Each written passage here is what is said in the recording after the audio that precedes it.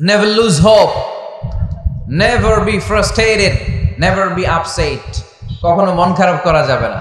আমরা আল্লাহর উপর ভরসা রাখি।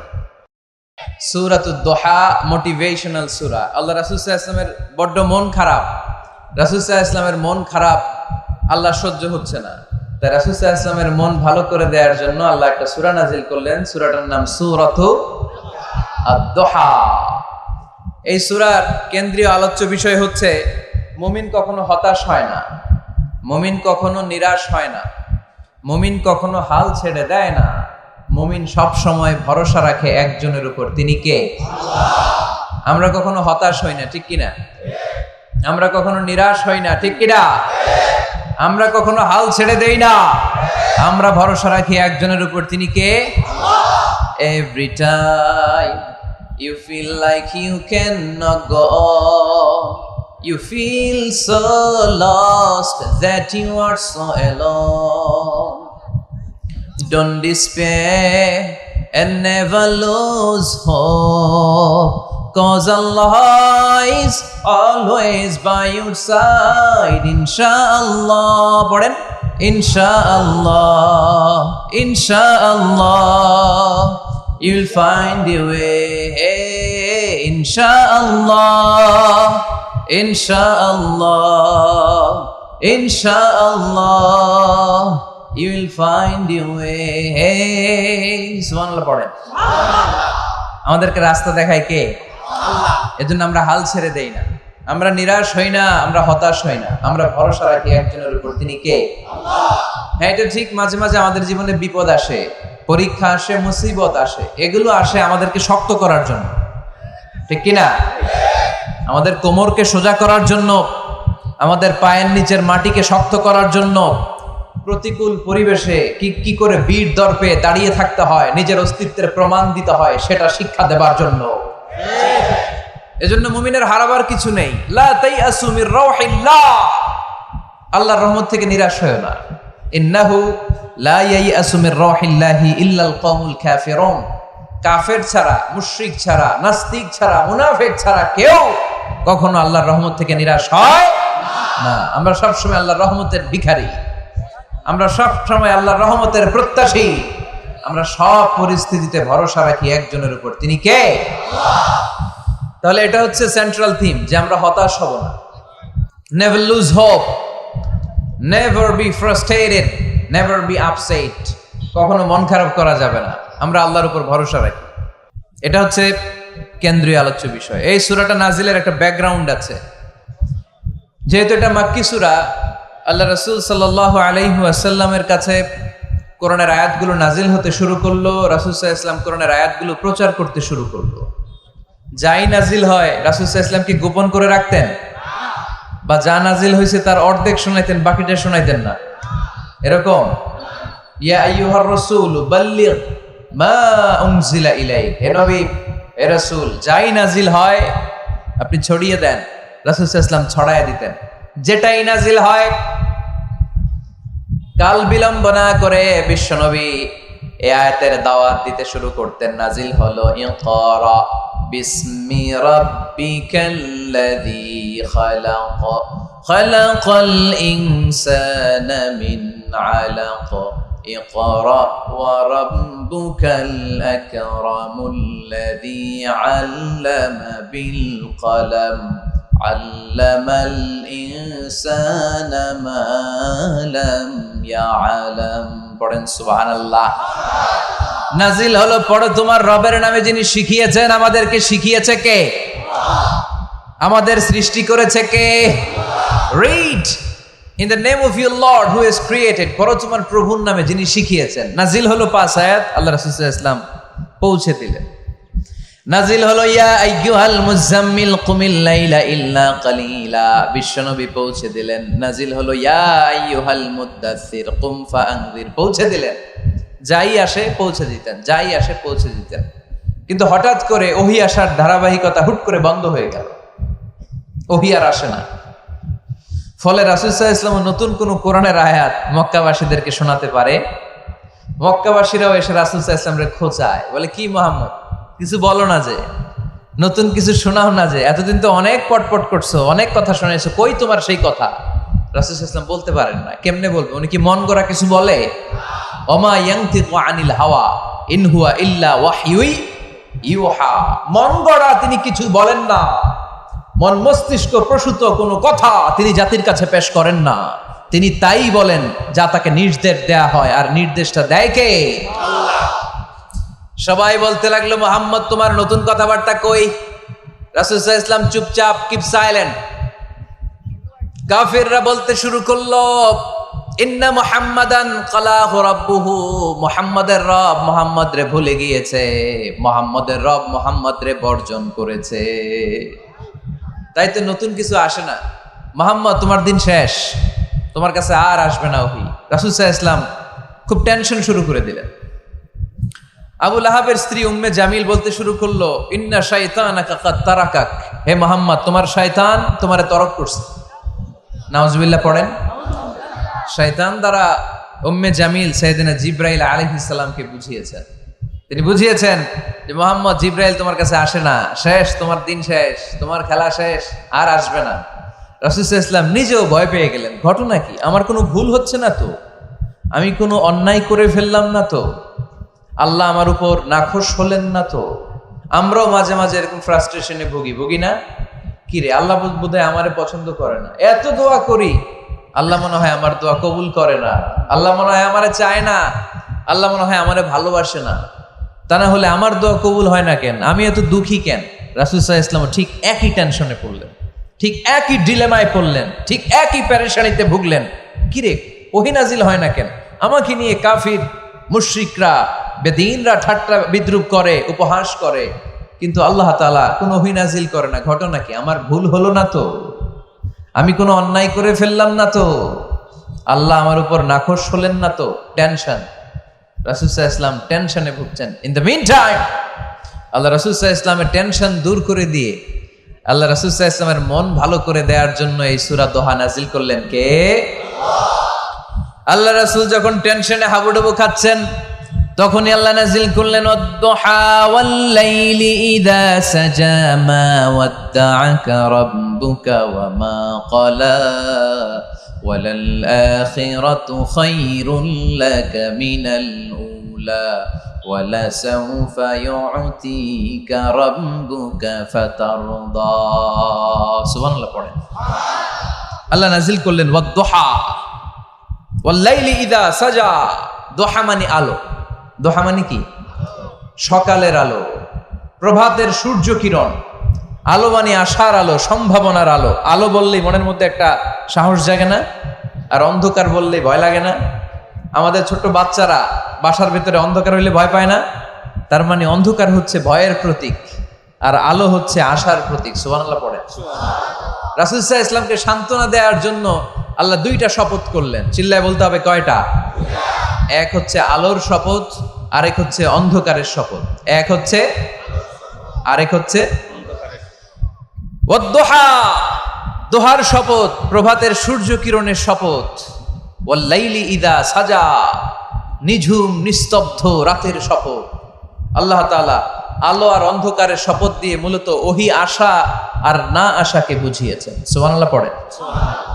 আলোকে আল্লাহ তাআলা ওহীর উপস্থিতির সাথে তুলনা করেছেন, অন্ধকারকে রাব্বুল আলামিন এই সূরার মধ্যে ওহীর অনুপস্থিতিকে বুঝিয়েছেন। আল্লাহ বুঝাতে চাইলেন, নবী আমি আপনারে ভুলি নাই। কেমন করে আমি আপনারে ভুলি? আপনি আমার হাবিব, ঠিক কি না? আপনি আমার খলিল না, আপনি আমার হাবিব। খলিল মানেও বন্ধু, হাবিব মানেও বন্ধু। আর আল্লাহ রাসূল ছিলেন হাবিব। খলিলও বন্ধু, হাবিবও বন্ধু, কিন্তু খলিল মানে এমন বন্ধু যেই বন্ধু আল্লাহরে খুশি করার জন্য কাজ করে, আর হাবিব মানে এমন বন্ধু যেই বন্ধুরে খুশি রাখার জন্য আল্লাহ নিজেই কাজ করে। কি কাজ করলেন হাবিবরে খুশি রাখার জন্য? আজকে সব আমরা শুনব। আল্লাহ বললেন ওয়াদ-দুহা ওয়াল-লাইলি ইযা সাজা, আলোর শপথ, অন্ধকারের শপথ। দোহা মানে আলো, প্রভাতের আলো। আলো দিয়ে আল্লাহ বুঝাইলেন এটা হচ্ছে ওহী। আর ওয়াল-লাইলি ইযা সাজা, রাতের শপথ দিয়ে বুঝালেন এটা ওহীর অনুপস্থিতি। আল্লাহ বুঝাতে চাইলেন, নবী ওহী আসা না আসা দুইটাই আপনার জন্য দরকার। আমি আপনারে ভুলি নাই, আমি আপনারে বর্জন করি নাই, অসম্ভব। আমি আপনার উপর গোসা হই নাই, রাগ হই নাই। আমি ইচ্ছা করেই আপনার একটু বিশ্রামের সুযোগ দেওয়ার জন্য ইচ্ছা করে ওহী পাঠানো বন্ধ রেখেছি, কারণ ওহী রিসিভ করা সাধারণ কোনো বিষয় না। আল্লাহ বলেন, ইন্না সানুলকি আলাইকা কওলান সাকিলা। ও নবী, এটা একটা ভারী বাণী, এটা শক্তিশালী বাণী, এটা একটা পাওয়ারফুল মেসেজ। এটা যেন তেন কোনো বাণী নয়, কোরআনের বাণীটা কার? সব সময় যদি নবী আমি ওহী পাঠাই, আপনার কষ্ট হয়ে যাবে।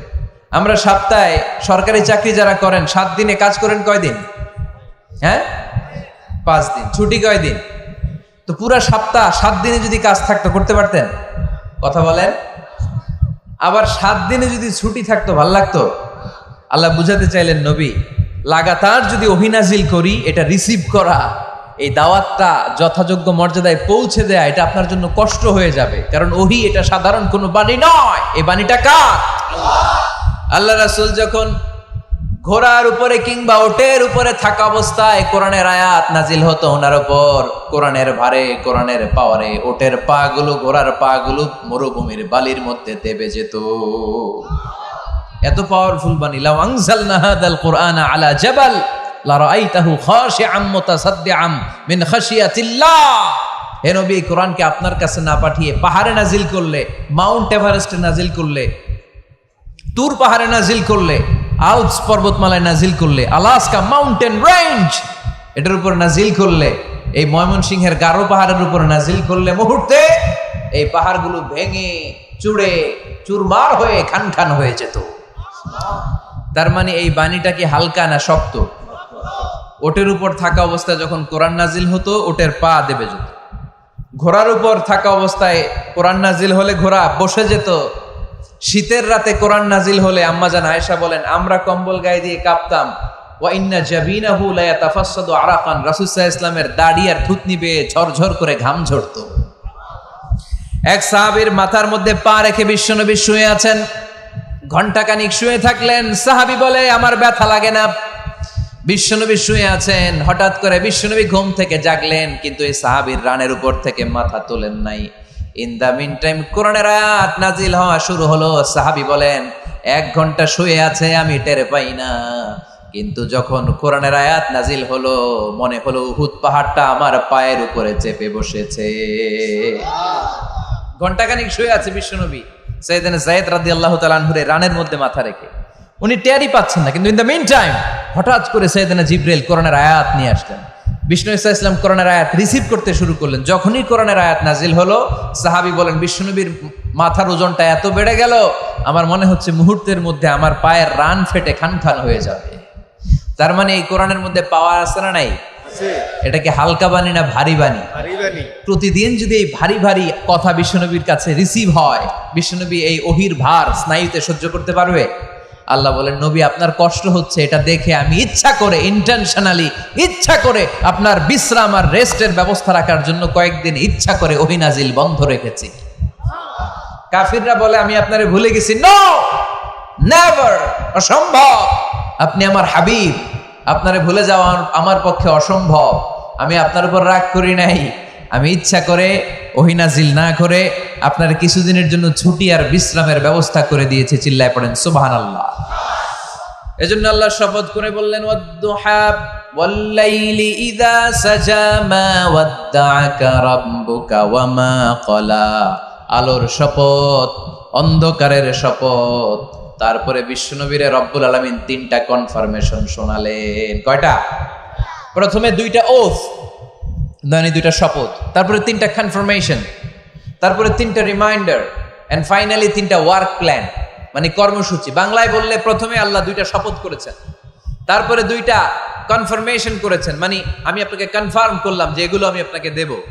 তারপরে 3টা রিমাইন্ডার দিয়েছেন, নবী আগে আপনারা কি দিছি শোনেন। আর সর্বশেষ আল্লাহ তাআলা বিশ্বনবীকে 3টা ওয়ার্ক প্ল্যান দিয়েছেন, মানে কর্মসূচি। চিল্লায় পড়তে হবে সুবহানাল্লাহ। কনফার্মেশন নাম্বার 1, মা ওয়াদ্দাআকা রাব্বুকা ওয়া মা ক্বালা। ও নবী, চিন্তা করবেন না, আমি আপনারে ভুলি নাই, আমি আপনারে বর্জন করি নাই। কাফেররা যে বলে আমি আপনারে ছেড়ে দিয়েছি, ভুলে গিয়েছি, নো, আমি আপনারে ভুলি নাই। আপনারে বলে আমার পক্ষে সম্ভব না। সুবহানাল্লাহ পড়েন। 2 নাম্বার কনফার্মেশন, আল্লাহ বললেন ওয়ালাল আখিরাতু খায়রুন লাকা মিনাল উলা। পড়েন ওয়ালাল আখিরাতু খায়রুন লাকা মিনাল উলা। ও নবী, দুনিয়ার জীবনের চাইতে আখিরাতের জীবন আপনার জন্য শ্রেষ্ঠ। কিন্তু আমরা দুনিয়ার পিছনে পড়ে থাকি। আল্লাহ বললেন ওয়ালাল আখিরাতু, অবশ্যই আখিরাত, খায়রুল লাকা, আপনার জন্য উত্তম, মিনাল উলা, এই দুনিয়ার চেয়ে, and verily indeed the hereafter is far better for you than this dunya. অবশ্যই অবশ্যই এই দুনিয়ার ক্ষণস্থায়ী জীবন আপনার জন্য উত্তম নয়, আখিরাত এই দুনিয়ার চেয়ে 1000 গুণ বেশি উত্তম। চিল্লায় কোন সুবহানাল্লাহ। আবার আরেকখানে আছে আল্লাহ বললেন বাল তুসিরুনাল হায়াতাদ দুনিয়া ওয়াল আখিরাতু খায়রুন ওয়া আবাকা। তোমরা এই দুনিয়ার জীবনকে প্রাধান্য দিয়ে থাকো, কিন্তু দুনিয়াটা শ্রেষ্ঠ নয়। আল্লাহর কাছে আখিরাত হলো শ্রেষ্ঠ, আখিরাত হলো স্থায়ী।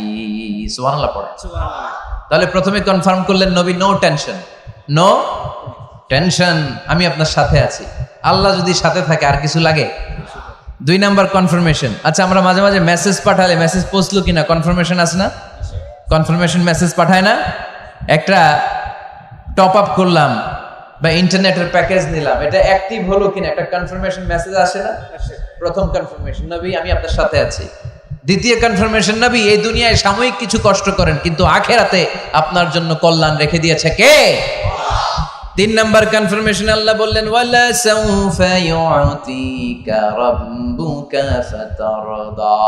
ও নবী, আমি আপনার সাথে আছি, আখিরাতকে আপনার জন্য সাজিয়ে প্রস্তুত করে রেখেছি। আর এই দুনিয়ার বুকে এমন এমন জিনিস আমি আপনারে দান করব, এগুলো পেয়ে দুনিয়ায় আপনি খুশি হয়ে যাবে। এমন এমন জিনিস আমি আপনাকে দেব, and verily I'm going to give you something that will make you happy. ও নবী, এমন এমন জিনিস আমি মাক্কি জীবন থেকে শুরু করে until you death, আপনার মৃত্যু পর্যন্ত আমি দেব, এগুলো পেয়ে আপনি খুশি হয়ে যাবেন। সুবহানাল্লাহ। বাড়িতে যে বলে দিবে কে? খুশি করবেন কারে? আল্লাহকে, বিশ্বনবী সাল্লাল্লাহু আলাইহি ওয়াসাল্লামকে। খুশি করবেন কে? আল্লাহ। আর খুশি হবে কে? বিশ্বনবী। সুবহানাল্লাহ পড়েন। ওয়ালা সাউফা ইউতিকা রাব্বুকা ফাতারদা। নবী, এমন এমন জিনিস আমি আপনাকে দেব, আপনার এই পেরেশানি, দুঃখ, কষ্ট আপনার থাকবে না। কখনোই আমি আপনার মন খারাপ হতে দেব না। যখনই আপনি চিন্তিত, যখনই আপনি টেনশনে আছেন, যখনই আপনি পেরেশানিতে আছেন, এমন নাজ নেয়ামত আর খোশামদেদ আপনারে শোনাবো, সুখের সংবাদ শোনাবো, ওই সংবাদ শুনে আপনি নবী খুশি হয়ে যাবেন। তার মানে নবীর মন ভালো করার দায়িত্ব নিছে কে? কি আল্লাহ পাইছি আমরা। বিশ্বনবীর মন খারাপ, তখনই আল্লাহ অ্যাক্টিভ, তখনই আল্লাহ নেয়ামত পাঠায়। কিভাবে বিশ্বনবীর মন ভালো করেন আল্লাহ? মক্কাতে বিশ্বনবী যখন দাওয়াতি কাজ শুরু করলেন, বিশ্বনবী দেখলেন মক্কায় 2টা লোক আছে। এই 2 লোকের এক লোক যদি আমার ইসলামের ছায়ার তলে না আসে, তাহলে মক্কায় ইসলামের দাওয়াতকে বেগবান করা আমার জন্য কঠিন হয়ে যাবে। বিশ্বনবী ইসলামের মন খারাপ, হায় রে, এই 2টার একজনও তো আমার কথা শোনে না, এই 2 জনের একজনও তো আমার দাওয়াত কবুল করে না। একদিন তাহাজ্জুদের সালাতে বিশ্বনবী ইসলাম কেঁদে কেঁদে আল্লাহর কাছে দোয়া শুরু করলেন। বিশ্বনবীর যে মন খারাপ, আল্লাহ তো এটা বোঝে টোঝে না, তাই না? আল্লাহ তো বোঝে দেখে না, না? তাহাজ্জুদের নামাজে ভারাক্রান্ত মন নিয়ে আল্লাহ রাসূল সাল্লাল্লাহু আলাইহি ওয়াসাল্লাম দোয়া করলেন, আল্লাহুম্মা আইজ্জাল ইসলামা বিআহাব্বির রাজুলাইনি ইনদাক। আল্লাহ, মক্কার 2টা লোকের নাম তোমার কাছে বলবো আজকের তাহাজ্জুদের মুনাজাতে। 2টা লোকের নাম তোমার কাছে তাহাজ্জুদের ফরিয়াদে আমি উল্লেখ করব। 2টা লাগবে না, 2 জনের একজনরে দিলেই হবে। আল্লাহ রাসূল দোয়া করলেন, আল্লাহুম্মা আইজ্জাল ইসলামা বিআহাব্বির রাজুলাইনি ইনদাক। আল্লাহ, মক্কার 2 জনের একজনকে আমি চাই, এই 2 জনের যে কোনো একজন যেন কালিমা পড়ে মুসলমান হয়ে যায়। আল্লাহ রাসূল দোয়া করলেন, আল্লাহুম্মা আইজ্জাল ইসলামা বিআহাব্বির রাজুলাইনি ইনদাক বিউমর ইবনে আল খাত্তাব আও আবি জাহল ইবনে হিশাম। আল্লাহ, হিশামের বেটা আবু জাহেল এরে দাও, নাইলে খাত্তাবের বেটা ওমর রে দাও। সুবহানাল্লাহ পড়বেন না? সুবহানাল্লাহ। কিন্তু আল্লাহ রাসূলের দোয়া কবুল হয় না। আল্লাহ রাসূল অপেক্ষা করছেন। ইন দা মিন টাইম সাফা পাহাড়ের পাদদেশে আরকাম ইবনে দারিল আরকামের ঘরে বিশ্বনবী বসে বসে কোরআনের দাওয়াত লুকিয়ে লুকিয়ে দিচ্ছিলেন। সাইয়েদনা ওমর ফারুক তখনও কালিমা পড়েন নাই। তিনি বিশাল একটা নাঙ্গা তলোয়ার নিয়ে বিশ্বনবীকে আক্রমণ করার জন্য যখন দারুল আরকামের ঘরের দিকে ছুটে আসছেন, সাহাবারা বলতে শুরু করলো, নবী আপনি ওই দরজা দিয়ে তাড়াতাড়ি মুহূর্তেই পালিয়ে যান, ওমরে ফারুক তলোয়ার নিয়ে আপনার সামনে চলে এলে রক্ষা নাই। আল্লাহ রাসূল বললেন, তোমরা সরব, দরজাটা খুলে দাও, ওমরকে আমার সামনে তাড়াতাড়ি চলে আসতে দাও। আমার মনে হচ্ছে ওই যে তাহাজ্জুদের জায়নামাজে বসে চোখের পানি ছেড়ে আল্লাহর কাছে যে ওই দিন রাতে দোয়া করেছি, আজকে আমার দোয়াটা কবুল হতে চলেছে। আমার তো মনে হচ্ছে আমার দোয়াটা কবুল হতে চলেছে, সরে যাও। হামজা ইবনে আব্দুল মুত্তালিব চাচারে সরাই দিলেন। সাইয়েদনা ওমর ফারুক তলোয়ার নিয়ে এসে বিশ্বনবীর নূরানি চেহারার দিকে তাকিয়ে মুহূর্তেই কুপকাত হয়ে গেলেন।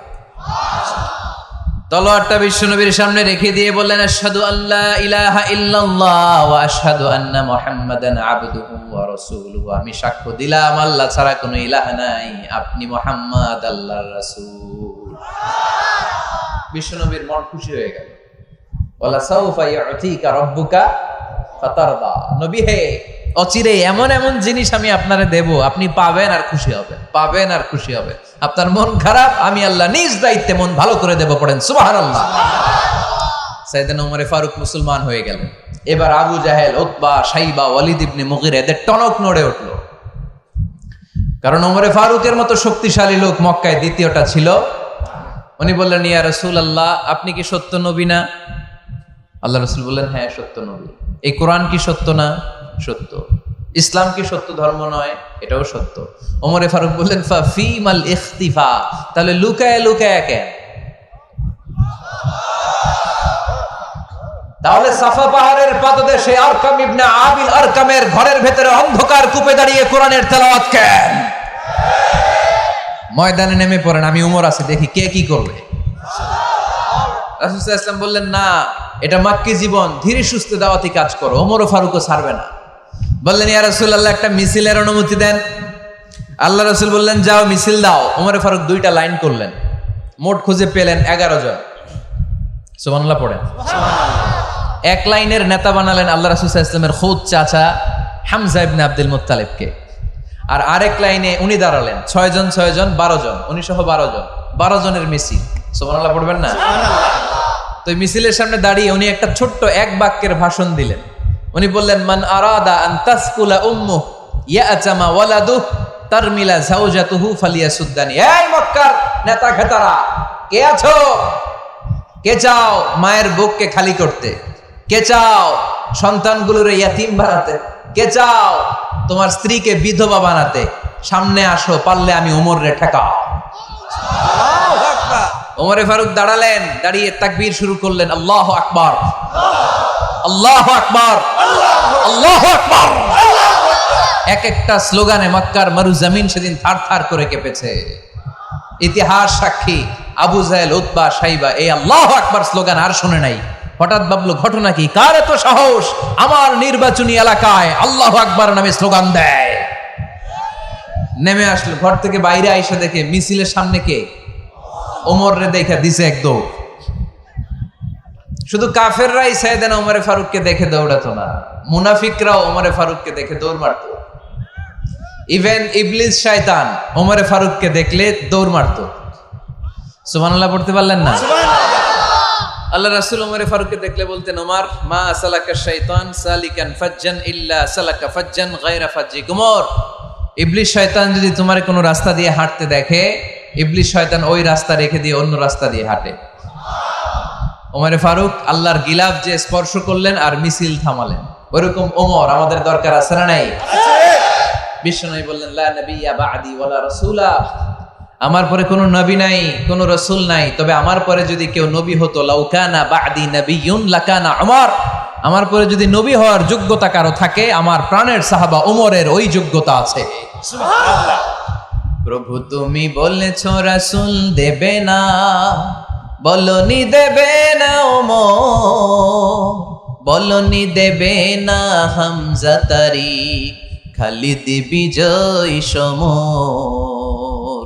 প্রভু তুমি বলেছো রাসূল দেবে না, বলনি দেবে না ওমর, বলনি দেবে না হামজা তারি, খালিদ বিজয় সমর।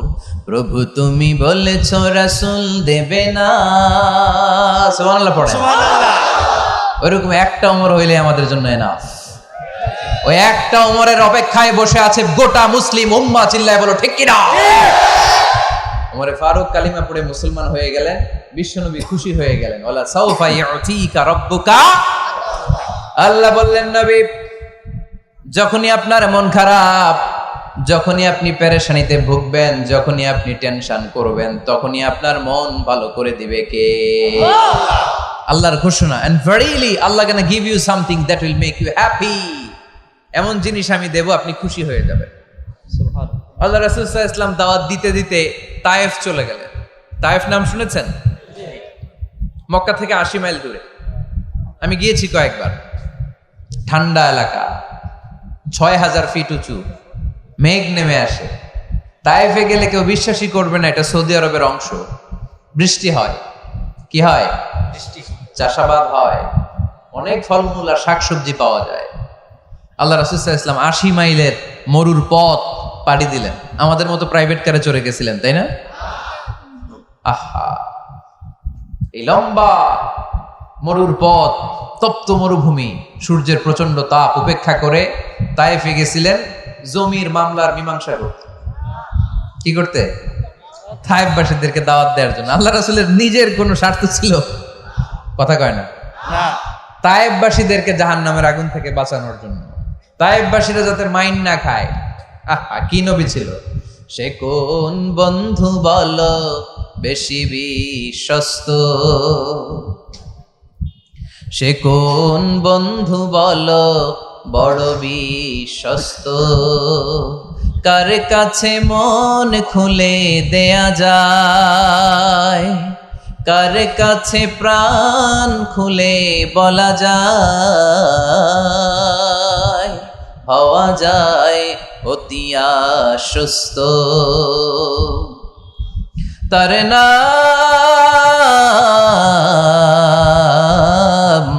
আহমদ বড় বিশ্বস্ত। সুবহানাল্লাহ পড়ে। সুবহানাল্লাহ।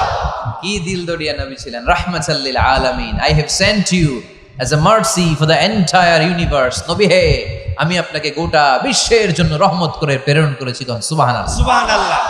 রহমতের নবী, দয়ার নবী দাওয়াত দেওয়ার জন্য 80 মাইলের লম্বা মরুর পথ পাড়ি দিয়ে তায়েফের ময়দানে যখন ছুটে যায়, তায়েফের ছেলেরা বিশ্বনবীর দাওয়াত তো কবুল করেই নাই, বরং বিশ্বনবীর অপমান করেছে, বিশ্বনবীকে লাঞ্ছিত করেছে, বিশ্বনবীর সাথে মারপিট করেছে, বিশ্বনবীর গায়ে পাথর মেরেছে।